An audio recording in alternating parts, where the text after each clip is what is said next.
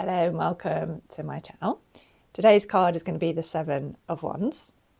Probably my favourite of all the Wands cards, but I haven't created it until now because I kept changing my mind over which Kate Bush song. There were two clear candidates for this and the Strength card, and it was a case of choosing which one was going to go with which. So I'll probably do the Strength video quite soon and then explain my reasoning in a bit more detail. But today I'm just going to talk about the Seven of Wands. So we've got Mars in Leo. My Mars is in Leo, which is probably why I relate to this card so strongly. And there are quite a few famous people with Mars in Leo. I always find it an interesting placement. For example, Sylvia Plath, I believe, had her Mars in Leo. And there is this sense of drive, this drive for recognition, ambition. It's fire with fire. Leo's a fiery sign. We've got all that fiery Mars energy. There's definitely a pride, an easily wounded pride, which can lead to defensiveness. There's quite a few ego issues in this card. I love this Sweet Twilight version because I love tarot cards which ask sort of questions or make me sort of reflect and wonder. And I think, well, this cat behind her, I feel this cat is probably capable of scaring away whatever's there, but it's her standing there. So I think there can be a sense with this card that we are fighting a battle maybe with the wrong tools, or maybe it's a battle but we don't need to be fighting. So I think there is that question or that ambiguity there. The Thoth is a bit more straightforward. We've got valour, we have got courage, which does suggest that there is this struggle ahead, but that you have got the resources to do this. And I think almost as well, maybe with that Mars in Leo, that you quite enjoy the struggle. There's part of you that enjoys that challenge. This is the Marielle. In the guidebook, Mary White says it relates to the Chariot, and her Chariot card contains these wolves. But I love that animal sense. And I think this is going to be really, this is a clue, but this is in the Kate Bush song itself. Right, so I might as well quickly go to the Kate Bush song and show you what I have done. So this is from The Dreaming. When I talk about the Strength card, I think I'll talk a little bit more about the Dreaming album and how I see that as a lot of Leo Strength energy in that album. So this is Get Out of My House. This is from the live 1979 tour. The most frustrating, or one of the most frustrating things when creating this deck has been that there are very few Kate Bush photos around later on in her career. And I seem to have loads from certain eras, especially this kind of, when she was doing a lot of touring and a lot of promotions, there's loads and loads of photos of her younger. So I decided I decided very early on that I would forget about whether a photo was contemporary with the album. So this isn't contemporary with Dreaming.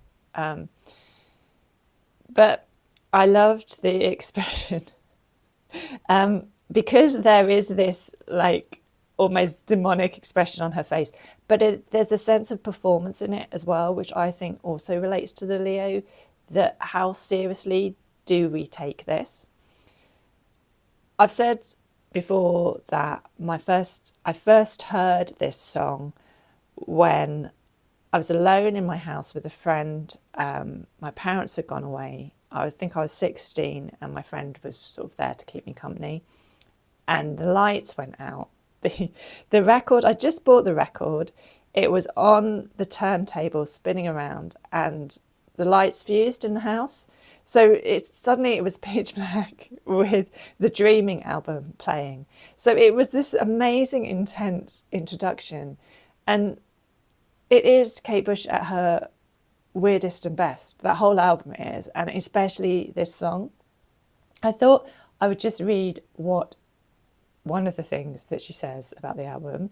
This is again from katebushencyclopedia.com, which I do use a lot because it's such an amazing resource, especially for what Kate Bush herself says about her music. So she says, the song is called Get Out of My House, and it is all about the human as a house. The idea is that as more experiences actually get to you, you start learning how to defend yourself from them. The human can be seen as a house where you start putting up shutters at the windows and locking the doors, not letting in certain things. I think a lot of people are like this. They don't hear what they don't want to hear, don't see what they don't want to see. It is like a house where the windows are the eyes and the ears, and you don't let people in.